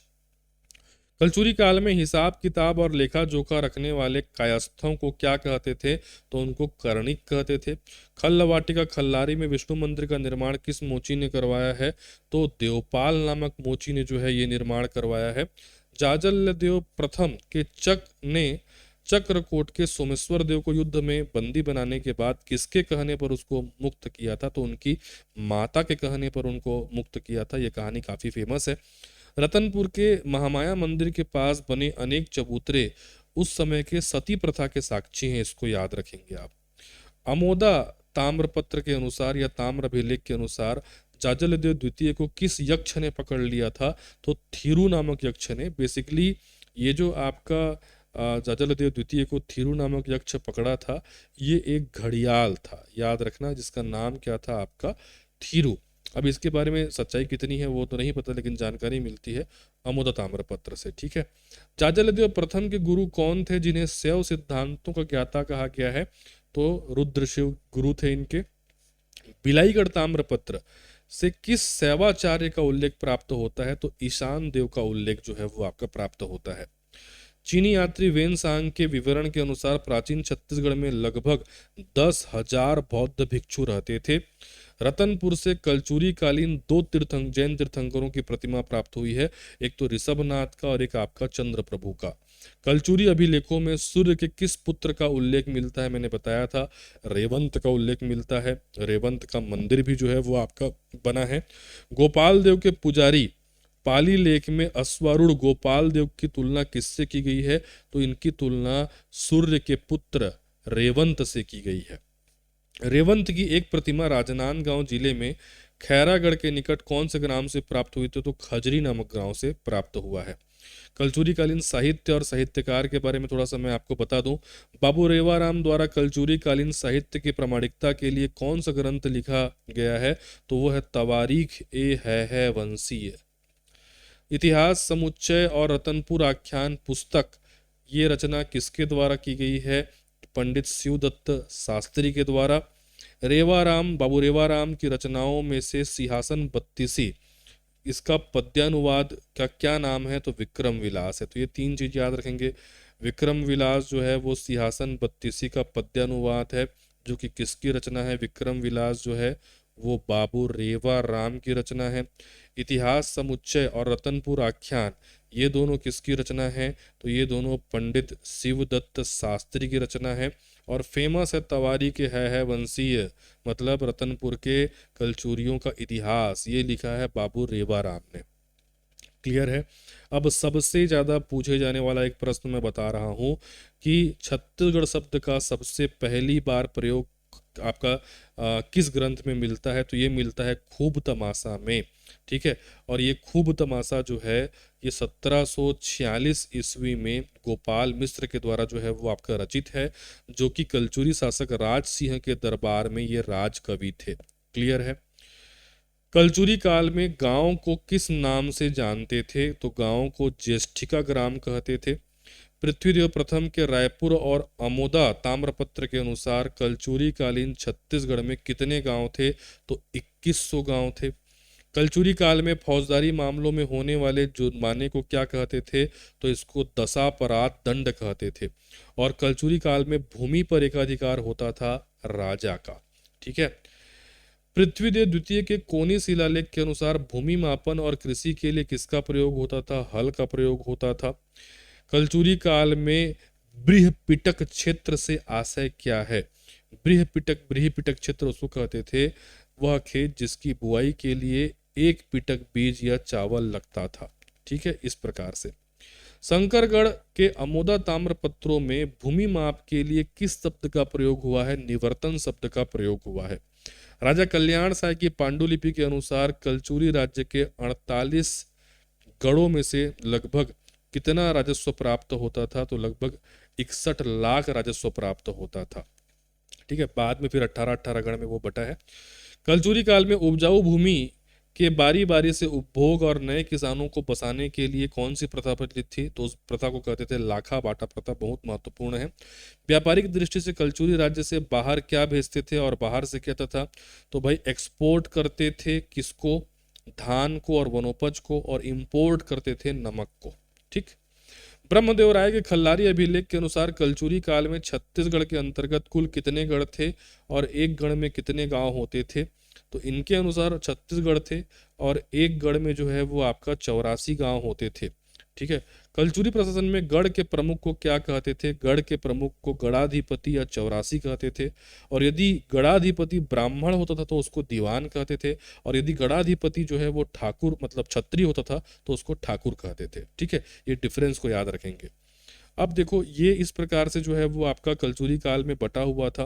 कलचुरी काल में जो है काल में जो गांव होते थे और 12 गांवों का जो समूह होता था उसको बरहों कहते थे। बरहों बाद में तालुका भी कहा जाने लगा। ठीक है। उसके बाद जो बरहों के ऊपर होते थे वो गढ़ होते थे, वो तो मैंने आपको बता दिया है। और कलचुरी काल में जो ये गांव होते थे इसके प्रमुख को गौटिया कहते थे। ठीक है। सेरा डोली क्या होता था उसको समझ लो। गांव में आने जाने वाले अधिकारी कर्मचारियों के आव भगत के लिए जो खर्च होता था वो कौन करता था, गौटिया, और उसके लिए वो एक अतिरिक्त भूमि रखता था, उसको सेराडोली कहते थे। ठीक है। लाफागढ़ का किला और विशाल तालाब का निर्माण किस कलचुरी शासक ने करवाया है, तो पृथ्वीदेव प्रथम ने करवाया है। मल्हार में पातालेश्वर मंदिर या केदारनाथ महादेव मंदिर का निर्माण जजलदेव द्वितीय ने करवाया है। अब हम कलचुरी वंश से आगे बढ़ते हैं और मध्यकालीन इतिहास के एक और प्रमुख वंश की बात करते हैं जो कि है आपका फड़ी नाग वंश। कलचुरी वंश ने काफ़ी समय लिया, काफ़ी लंबा है, काफ़ी लंबे समय तक शासन काल रहा है, पढ़ने में भी लंबा है आपका, प्लस एग्जाम के पॉइंट ऑफ व्यू से भी वो ज़्यादा मायने रखता है अगर मिडिवल हिस्ट्री से प्रश्न बनता है, तो इसीलिए मैंने उसके बारे में ढेर सारी बताई है। चलिए फड़ी नाग वंश को समझ लेते हैं। कवर्धा के फड़ी नाग वंश का संस्थापक कौन था और इस वंश की राजधानी क्या थी, तो इस वंश का संस्थापक था आपका अहिराज, राजधानी थी कवर्धा। पचराही से प्राप्त पुरातात्विक अवशेषों का संबंध किससे है, तो फड़ी नाग वंश से है। फड़ी नाग वंश के राजाओं की वंशावली की जानकारी कहाँ से मिलती है, तो मड़वा महल के अभिलेख से मिलती है। मड़वा महल अभिलेख के अनुसार फड़ी नाग वंश के संस्थापक अहिराज के माता पिता कौन थे, अहिराज की माता थी मिथिला और पिता थे आपके शेषनाग। फड़ी नाग वंश के किस शासक ने गोपालपुर नामक शहर बसाया, तो गोपाल देव ने। 11वीं सदी अर्थात 1089 ईस्वी में चौराग्राम में भोरम देव मंदिर का निर्माण किस फड़ी नागवंशी शासक ने करवाया है, तो गोपाल देव ने करवाया है। किस मंदिर को अपनी कलाकृतियों के कारण कला तीर्थ और छत्तीसगढ़ का खजुराहो कहते हैं, तो भोरम देव मंदिर को कहते हैं। राजा रामचंद्र ने किस कलचुरी राजकुमारी से विवाह किया था जिसके उपलक्ष्य में मड़वा महल का निर्माण करवाया और उसी महल में उन्होंने राजकुमारी अंबिका देवी से विवाह किया। 16 स्तंभों पर टिके किस मंदिर को विवाह मंडप या दूल्हा देव कहते हैं, तो मड़वा महल को ही कहते हैं। कवर्धा के छपरी गांव में स्थित शेरकी महल मुख्य रूप से किस भगवान का मंदिर है, तो यह एक शिव मंदिर है। अंतिम फड़ी नागवंशी शासक मोनिंग देव को किस कलचुरी शासक ने पराजित किया था, तो रायपुर शाखा के आपका ब्रह्मदेव राय ने। मोनिंग देव कई जगह इसको भोड़िंग देव ऐसा भी लिखा रहता है, कंफ्यूज मत होना। ठीक है। 18वीं शताब्दी में सर्वप्रथम भोरम देव पहुंचने वाले भारतीय पुरातत्व सर्वेक्षण विभाग के पहले निदेशक कौन थे, आपके कनिंघम। ठीक है। अब आगे बढ़ते हैं, कांकेर के सोमवंश के बारे में आपको बातें बताता हूं। कांकेर के सोमवंश का संस्थापक और अंतिम शासक कौन था, तो संस्थापक था आपका सिंहराज और अंतिम शासक था आपका भानुदेव। कांकेर के सोमवंशीय राजाओं की वंशावली कौन से अभिलेख में दी गई है, तो कांकेर अभिलेख में। कांकेर के सोमवंशियों की राजधानी और शासन क्षेत्र क्या था, इनका शासन क्षेत्र जो है कांकेर और सिहावा था और राजधानी कांकेर था। अब हम बात कर लेते हैं बस्तर के छिंदक नाग वंश के बारे में, ये भी जो है वो काफी महत्वपूर्ण है। बस्तर के छिंदक नाग वंश का शासनकाल क्या माना जाता है, 1023 से 1324 ईस्वी। बस्तर के छिंदक नाग शासकों का राजकीय चिन्ह और ध्वज क्या था, इनका राजकीय चिन्ह बाघ और उसके शावक थे और इनके ध्वज में सांप का चिन्ह होता था। छिंदक नागवंशी शासकों की 28 मुद्राएं 1957 में कहां से प्राप्त हुई हैं, तो ये कोरापुट के कोडिंगा क्षेत्र से जो है वो आपका प्राप्त हुआ है। छिंदक नागवंश के किस प्रथम शासक ने 1023 ईस्वी में बारसूर पर अधिकार किया तो वो हैं आपके नृपति भूषण।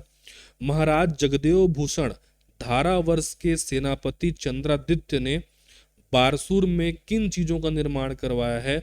तो बारसूर में इन्होंने चंद्रादित्य तालाब या समुद्र जो भी कहिए, ठीक है, और चंद्रदितेश्वर मंदिर का जो है वो आपका निर्माण करवाया, जो कि बेसिकली एक शिव मंदिर है। धारावर्ष के शासनकाल में उसकी बहन मासक देवी ने राज्यभार क्यों संभाला? क्योंकि धारावर्ष जो है वो आपका वृद्ध हो गए थे और उनके पुत्र सोमेश्वर देव जो है वो आपका छोटे थे, ठीक है। राजपुर ताम्रपत्र के अनुसार किस शासक ने मणिकेश्वरी मंदिर में नरबलि प्रथा को नियमित रखने के लिए राजपुर गांव दान में दिया था?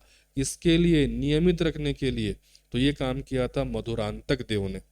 छिंदक नागवंशी शासक मधुरांतक देव ने किस क्षेत्र को अपनी राजधानी बनाया? राजपुर क्षेत्र को या जगदलपुर क्षेत्र को, ठीक है। छिंदक नागवंशों में सर्वाधिक प्रसिद्ध राजा सोमेश्वर देव प्रथम का सर्वप्रथम उल्लेख किस शिलालेख में मिलता है? तो इनका उल्लेख मिलता है 1059 ईस्वी के कुरुसपाल शिलालेख में। काफी फेमस है ये कुरुसपाल शिलालेख, जो कि संबंधित है सोमेश्वर देव प्रथम से। सोमेश्वर देव प्रथम और उनके परिवार को बंदी बनाया था कलचुरी शासक जजल देव प्रथम ने। सोमेश्वर देव प्रथम ने अपनी माता गुंड महादेवी के लिए नारायण पाल में किस भगवान का मंदिर बनवाया? तो भगवान विष्णु का जो है वो आपका मंदिर बनवाया। इस चीज को मैं दोबारा बता दे रहा हूँ, याद रखिएगा कि जो छिंदक नागवंशी शासक सोमेश्वर देव प्रथम हैं, उनके ऊपर आक्रमण किया था कलचुरी शासक चाचल देव प्रथम ने और बंदी बना लिया था उनको, उनके पूरे परिवार सहित। बाद में सोमेश्वर देव की ये जो माता है गुंड महादेवी, ये जाजल देव प्रथम के दरबार में गई और इनके अनुरोध करने पर उनके सोमेश्वर देव प्रथम उनके पुत्र को और उनके परिवार को जो है वो आपका जाजल देव प्रथम ने जो है वो आपका रिहा किया था, ठीक है। 1145 ईस्वी में किस कलचुरी सामंत ने चक्रकोट पर आक्रमण कर कन्नहर देव प्रथम को पराजित कर दिया था? तो वो हैं आपके जगपाल देव, जो कि पृथ्वीदेव द्वितीय के सामंत थे। छिंदक नागवंश का अंतिम शासक कौन था? आपका हरिश्चंद्र देव। हरिश्चंद्र देव की जानकारी देने वाला सती स्मारक लेख कहाँ से प्राप्त हुआ है? टेमरा से। टेमरा का ये जो सती स्मारक लेख है काफी फेमस, एग्जाम में पूछता है इसको। अब बस्तर में नवीन काकतीय वंश की स्थापना के बारे में जान लेते हैं, ठीक है, क्योंकि छिंदक नाग वंश के बाद जो अगला वंश आता है आपका काकतीय वंश आता है। ये भी काफी लंबे समय तक जो है वो आपका शासन किया है। देखो, जब भी आप मध्यकालीन इतिहास पढ़ते हो तो टाइम जो है वो दो ही वंश लेगा। मैंने शुरुआत में भी इस बारे में बताया था, एक आपका कलचुरी वंश, ठीक है, और एक आपका काकतीय वंश, ठीक। और बीच में जो अपन पढ़ते हैं फड़ी नागवंश, कांकेर का सोमवंश एंड ये जो मैंने बताया छिंदक नागवंश, ये सब एक तरफ है, ठीक है, वो छोटे पड़ जाएंगे, ठीक है। तो काकतीय वंश को चलिए डिटेल से समझिएगा, यहाँ से बहुत सारे प्रश्न बनते हैं। तो 1324 में बस्तर में छिंदक नागवंश का अंत कर काकतीय वंश की नींव किसने डाली? अन्नम देव ने। ये जो अंतिम छिंदक नागवंशी शासक था हरिश्चंद्र देव, इसकी पुत्री थी चमेली देवी, ठीक है।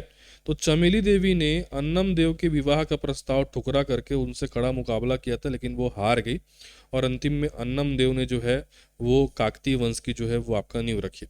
लेकिन काकतीय वंश पढ़ने से पहले छिंदक नागवंशीय शासकों की कुछ स्थापत्य और मूर्तियों के बारे में मैं आपको बता देता हूँ। बारसूर में मामा भांजा मंदिर का निर्माण छिंदक वंशीय शासकों ने जो है वो करवाया है। इसके अलावा छिंदक नागवंश के शासकों ने ही दंतेवाड़ा में ढोलकल गणेश की प्रतिमा की स्थापना करवाई।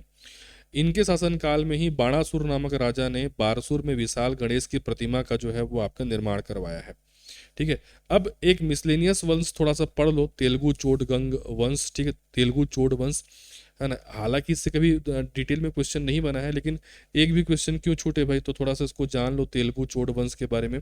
तो तेलुगु चोड वंश का शासन मुख्य रूप से किस क्षेत्र में था? तो ये उड़ीसा के सोनपुर क्षेत्र में था। बस्तर के छिंदक नागवंशी राजा सोमेश्वर देव प्रथम का कौन सा सेनापति सोनपुर को जीत करके वहां का राज्यपाल बना था? तो वो है यशोराज प्रथम। तेलुगु चोड शासक सोमेश्वर देव तृतीय ने कौन सी सार्वभौम उपाधि धारण की थी? चक्रवर्ती की उपाधि। कलचुरी शासक जाजलदेव प्रथम ने सुवर्णपुर के किस तेलुगु चोड़ शासक को पराजित करके कैद कर लिया था? तो वो है भुजबल या सोमेश्वर देव तृतीय उनको कहा जाता है। चलिए अब हम बात कर लेते हैं डिटेल में बस्तर के काकतीय वंश के बारे में। काकतीय वंश के संस्थापक अन्नम देव से लेकर के अंतिम जो काकतीय शासक थे हमारे प्रफुल्ल चंद्र भंजदेव जी, उन तक जो है हम आपका पढ़ेंगे। मेन पॉइंट इसमें बताता हूँ जो डायरेक्ट एग्जाम में आपके पूछे जाएंगे। सबसे पहले तो आप बात कर लीजिए कि बस्तर में छिंदक नाग वंशियों के पश्चात किस नए राजवंश का राज्य स्थापित हुआ? तो काकतीय राजवंश। बेसिकली इन लोग चालुक्य थे तो इनको चालुक्य वंश भी कहा जाता है। बस्तर की जनजातीय धारणा के अनुसार चालकी वंश भी इनको कहा जाता है, चालुक्य वंश भी कहा जाता है। इनका जो प्रथम पुरुष था वो किससे उत्पन्न हुआ? तो मान्यता है कि कुम्हड़े के फूल से इनका पहला पुरुष जो है वो आपका उत्पन्न हुआ था। कुम्हड़े के फूल से उत्पत्ति की मान्यता के कारण जनजातियां बस्तर के चालकी वंश को एक और नाम से जानती हैं। इनको ये कुम्हड़ा फूलिया वंश भी कहते हैं। ठीक है। 13वीं शताब्दी के पूर्वार्ध में वारंगल का 7वां काकतीय राजा कौन था? अब मैं आंध्र प्रदेश या वारंगल के बारे में इसलिए बता दे रहा हूं आपको क्योंकि मेन जो छत्तीसगढ़ में ये जो चालुक्य वंश या चालकी वंश या काकतीय वंश आए थे ये आंध्र प्रदेश के वारंगल से आए थे। तो इनका वंशावली थोड़ा समझो। मेन राजा याद रखना गणपति। गणपति की बेटी होती है रुद्रांबा। रुद्रांबा की बेटी होती है मुमदाम्मा और मुमदाम्मा का विवाह होता है आपका महादेव नामक व्यक्ति से। और ये मुमदाम्मा और महादेव के जो बेटे होते हैं, ठीक है, वही होते हैं आपके प्रताप रुद्रदेव और अन्नम देव, जिसमें से जो अन्नम देव होते हैं उन्होंने जो है वो आपका काकतीय वंश की नींव डाली थी। तो जो अपना थ्योरी वाला क्लास रहता है उसमें तो मैं इसको डिटेल में पढ़ाता हूँ। तो नए जो छात्र हैं जो थ्योरी वगैरह मुझसे नहीं पढ़े या कहीं भी नहीं पढ़े हैं उनके लिए मैं बेसिक चीज़ें बता दे रहा हूँ। तो याद रखना 13वीं सदी के पूर्वार्ध में वारंगल का 7वां काकतीय राजा था राजा गणपति। वारंगल के राजा गणपति ने अपना उत्तराधिकारी अपनी पुत्री रुद्रांबा को जो है वो आपका नियुक्त किया। रुद्रांबा की बेटी हुई मुमदाम्मा जिसने एक चालुक्य व्यक्ति महादेव से जो है वो आपका शादी कर लिया। फिर ये जो आपका महादेव और मुमदाम्मा है इनके 2 पुत्र हुए, प्रताप रुद्रदेव और आपके अन्नम देव। ठीक है, जिसमें से अन्नम देव को संस्थापक मानेंगे अपन। ठीक, अब बात कर लेते हैं रैला देवी कौन थी? तो रैला देवी जो है महादेव और मुमदम्मा की पुत्री थी। मतलब इनके 2 बेटे याद रखो, एक प्रताप रुद्रदेव दूसरा अन्नम देव, और इनकी एक बहन याद रखो, कौन? रैला देवी। ठीक है। बस्तर में दशहरा पर्व के समय किस देवी की विशेष पूजा की जाती है? इसी रैला देवी के नाम से रैला पूजा जो है करते हैं यहाँ पे। ठीक है। 1774 ईस्वी में बस्तर के राज सिंहासन पर कौन बैठा? आगे मैं पढ़ रहा हूँ। वो है आपका अजमेर सिंह। स्वयं राजा बनने के विचार से डोंगर में अजमेर सिंह पर किसने चढ़ाई कर दी थी? तो उसके सौतेले भाई दरियादेव ने। अजमेर सिंह पराजित होकर के कहाँ चला गया? तो वो आपका डोंगर से कहाँ चला गया? जगदलपुर चला गया। दरियादेव ने जयपुर जाकर के किस राजा से मित्रता कर ली? विक्रम देव से उन्होंने मित्रता कर ली। इसके अलावा आपका नागपुर के जो है भोसलों से उन्होंने मित्रता कर ली। और इसके अलावा कंपनी सरकार के अधिकारी मतलब अंग्रेज अधिकारी जॉनसन से जो है उन्होंने मित्रता कर ली। तो दरियादेव ने भाई ये त्रिगुट बना लिया, खुद तो था ही। जयपुर के राजा विक्रम देव से उन्होंने मित्रता कर ली, है ना, नागपुर के भोसलों से मित्रता कर ली, और अंग्रेज अधिकारी जो है जॉनसन से इन्होंने आपका मित्रता जो है आपका कर ली। और किसके विरुद्ध जो है इन्होंने आपका युद्ध छेड़ा? अजमेर सिंह के विरुद्ध जो है इन्होंने आपका युद्ध छेड़ा। तीनों तरफ से घेर लिया उनको, अजमेर सिंह इसमें हार गए। और मराठों और जयपुर के मध्य जो है आपका कोटपाड़ की संधि 6 अप्रैल 1778 को हुई। और इस कोटपाड़ संधि के अनुसार बस्तर क्षेत्र किसके अधीन आ गया? मराठों के अधीन आ गया। जगदलपुर के चारों ओर से घिर जाने पर बेचारा अजमेर सिंह परास्त होकर किधर भाग गया? वो वापस डोंगर क्षेत्र में जो है वो आपका भाग गया। और अजमेर सिंह डोंगर क्षेत्र में जाता है, वहाँ जो आपके हल्बा जनजाति के लोग होते हैं उनको संगठित करता है और विद्रोह कर देता है, उसको कहते हैं हल्बा विद्रोह। हालांकि उस हल्बा विद्रोह का बर्बरता से दमन कर दिया जाता है, सारे हल्बाओं को मार दिया जाता है। ऐसा माना जाता है कि केवल एक हल्बा ही जो है वो अपनी जान बचा जो है वो आपका पाया था। ठीक है। अब हम जो है आपका आगे बढ़ते हैं इसमें। और हलवा विद्रोह के बारे में जो बातें मैंने बताई उसको और डिटेल में देख लेते हैं। बस्तर के इतिहास में प्रसिद्ध हलवा विद्रोह का काल कौन सा माना जाता है? तो 1774 से 1779 जो है वो आपका माना जाता है। ठीक है, हलवा विद्रोह 1774 में किसके शासनकाल में जो है वो आपका प्रारंभ हुआ था? तो ये अजमेर सिंह के शासनकाल में प्रारंभ हुआ था। नेतृत्वकर्ता भी अजमेर सिंह को ही माना जाता है। हलवा विद्रोह मुख्य रूप से किस स्थान में प्रारंभ हुआ था? तो ये डोंगर से जो है वो आपका चालू हुआ था। ठीक है, चालुक्य राज का पतन किस शासक की मृत्यु के साथ तेजी से हुआ? तो अजमेर सिंह की मृत्यु के साथ हुआ। वही हलवा विद्रोह का पतन मतलब बर्बरता से दबाया गया और 1777 में इनकी मृत्यु हो गई। और अजमेर सिंह की मृत्यु के पश्चात जो है वो बर्बरता से हलवा सेना को मौत के घाट उतार दिया गया। ऐसा माना जाता है कि केवल एक हलवा ही अपना जान बचा पाया।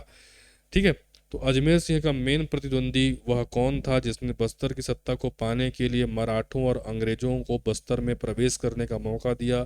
तो वो बेवकूफ था आपका दरियादेव। बस्तर में मराठा राज का समयावधि कौन सा कहलाता है? 1778 से 1800 का बीच का जो समय है वो बस्तर में मराठा राज कहलाता है। 1795 में बस्तर में कौन सा संघर्ष हुआ था? भोपालपट्टनम का संघर्ष बहुत फेमस है। 6 अप्रैल 1778 को हुई कोटपाड़ संधि में रतनपुर के जो भोसला राजा बिंबाजी भोसले थे उनकी तरफ से कौन उपस्थित हुआ था? तो त्रयंबक अवीर राव उनकी तरफ से उपस्थित हुआ था। कोटपाड़ की संधि के अनुसार दरियादेव को भोसला राजा को प्रतिवर्ष कितना टकोली या कितना नजराना देना था, मतलब टैक्स देना था? 59,000 टकोली उनको पर ईयर देना था। कोटपाड़ संधि के अनुसार जो है कौन सा परगना जयपुर के राजा विक्रमदेव को मिल गया? तो कोटपाड़ परगना मिल गया। 1795 में बस्तर की यात्रा पर आने वाला प्रथम अंग्रेज अधिकारी कौन था जिसको आदिवासियों ने रोक दिया? यही भोपालपट्टनम का संघर्ष कहलाता है। ये थे कैप्टन जेटी ब्लंट। ठीक है, जेटी ब्लंट जो है वो बस्तर में प्रवेश करना चाहते थे बेचारे। ठीक है, लेकिन यहाँ के आदिवासियों ने उनको रोक दिया और उनके बीच जो संघर्ष हुआ वही 1795 का भोपालपट्टनम का संघर्ष कहलाता है। कैप्टन जेटी बंट की यात्रा के समय कांकेर के राजा कौन थे? तो इस समय कांकेर के राजा थे आपके राम सिंह। कांकेर के राजा बोला है ना। महिपाल देव ने 1830 ईस्वी में बकाया टकोली नहीं देने के बदले में, मतलब उनका जो टकोली बकाया था दे नहीं रहा था कौन? आपका दरियादेव। तो कौन सा परगना हड़प लिया? सिहावा परगना जो है वो आपका हड़प लिया। किसने? आपका मराठों ने। किससे हड़प लिया? महिपाल देव। महिपाल देव अगला उत्तराधिकारी होता है दरियादेव के बाद। 1824-25 ईस्वी में गेंद सिंह के नेतृत्व में कौन सा आपका विद्रोह हुआ? परलकोट विद्रोह हुआ था। भोपाल देव के शासनकाल में दंतेवाड़ा के दंतेश्वरी मंदिर में किस कुप्रथा के प्रतीत होने की शिकायत मराठों से की गई थी? तो नरबली प्रथा के संबंध में शिकायत की गई थी। नरबली के लिए निमित्त वध्य लोगों को, मतलब जिनको नरबली के लिए ले जाते थे उनको क्या कहते थे? मेरिया कहते थे, है ना। और इसी के चलते मेरिया विद्रोह हुआ। याद रखना जो भोपाल देव इनके काल में जो है 2 विद्रोह हुए। एक तो मेरिया विद्रोह हुआ 1842 से 1863 तक ये चला था, और एक आपका तारापुर विद्रोह हुआ, ये 1842 से 1854 तक जो है वो आपका चला था। ठीक है, मेरिया किसको कहते थे? जिसकी बलि दी जाती थी उसको मेरिया कहते थे। ठीक, लॉर्ड डलहौजी की हड़प नीति के तहत नागपुर राज्य का ब्रिटिश साम्राज्य में विलय कब किया गया? 13 मार्च 1854 को। अर्थात 13 मार्च 1854 वो तिथि है जिसमें बस्तर भी अंग्रेजों के अधीन आ गया। भैरम देव का जो शासनकाल था 1853 से 1891 में कौन से 3 प्रमुख जनजातीय विद्रोह हुए? एक तो हुआ 1856 में लिंगागिरी विद्रोह, 1859 में कोई विद्रोह और 1876 में आपका मुड़िया विद्रोह। तो भैरम देव के काल में 3 विद्रोह हुए, 1856 लिंगागिरी, 1859 कोई विद्रोह, 1876 मुड़िया विद्रोह। 1856 ईस्वी में बस्तर आने वाला प्रथम यूरोपीय अधिकारी कौन था? चार्ल्स इलियट था, जो छत्तीसगढ़ का पहला डिप्टी कमिश्नर बन करके आया था। रानी जुगराज कुंवर ने 1878 में अपने पति राजा भैरम देव के तीसरे विवाह, जिसको उन्होंने एक मुस्लिम महिला से किया था, इसके लिए उन्होंने कौन सा विद्रोह किया अपने ही पति के विरुद्ध? तो वो कहलाता है रानी चोरिस का विद्रोह या रानी का कोप का विद्रोह। राजा रुद्र प्रताप देव के निजी ट्यूटर या शिक्षक कौन थे जिन्होंने उनको 1904 से 1907 तक पढ़ाया? पंडित रविशंकर शुक्ल। ये एमपी चीज है। रुद्र प्रताप देव के कार्यकाल में 1910 में गुंडाधुर के नेतृत्व में कौन सा विद्रोह हुआ? भूमकाल विद्रोह हुआ। कब? 1910 में। ठीक है। यूरोपीय महायुद्ध में ब्रिटिश शासन की सहायता करने के कारण भारत शासन ने रुद्र प्रताप देव को कौन सी उपाधि दी थी? उनको सेंट ऑफ यरूशलम या जेरूसलम की उपाधि दी थी। बस्तर में सुंडी, कलार, धोबी, पनरा, विधवा, परित्यक्त स्त्रियों को नीलाम करने की विचित्र जो प्रथा थी उसको क्या कहते थे? घटी पौनी कहते थे। ब्रिटिश भारत और छत्तीसगढ़ के इतिहास में पहली बार राजगद्दी पर बैठने वाली 12 वर्षीय राजपूत कन्या कौन थी? राजकुमारी प्रफुल्ल कुमारी देवी। प्रफुल्ल कुमारी देवी को 1 अप्रैल 1933 को ब्रिटिश शासन ने महारानी नामक उपाधि से संबोधित किया था। कब? 1 अप्रैल 1933 को। बस्तर की प्रथम शासक कौन थी जिन्होंने 28 जून 1935 को भारत के वायसराय से भेंट की? तो ये वही है, महारानी प्रफुल्ल कुमारी देवी। ठीक है। महाराजा प्रवीर चंद्र भंजदेव का जन्म कहाँ हुआ? इनका जन्म हुआ था शिलांग, मेघालय में, और ये मात्र 6 वर्ष की अवस्था में जो है वो आपके गद्दी पर बैठे। प्रवीर चंद्र भंजदेव ने बस्तर के भारतीय संघ में विलय के प्रस्ताव पर कब हस्ताक्षर किया? 15 दिसंबर 1947 को। भारत शासन द्वारा महाराजा प्रवीर चंद्र भंजदेव की जो प्रिवी पर्स था और उनकी जो उपाधि या मान्यता वगैरह थी वो कब समाप्त कर दी? 1961 में समाप्त कर दी। 25 मार्च 1966 को गोलीकांड में प्रवीर चंद्र भंजदेव की जो है वो आपका मृत्यु हो जाती है। कब? 25 मार्च 1966 को। और इन्हीं के साथ जो बस्तर का काकतीय वंश है वो आपका समाप्त हो जाता है। हालांकि इनके उत्तराधिकारी और भी हैं, परंतु वर्तमान में लोकतंत्र आ चुका है, राजशाही समाप्त हो चुकी है।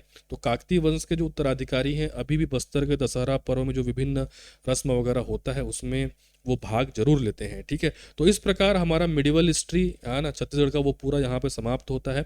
मैंने मोस्ट एमपी क्वेश्चन जो है वो आपको कवर करा दिए हैं।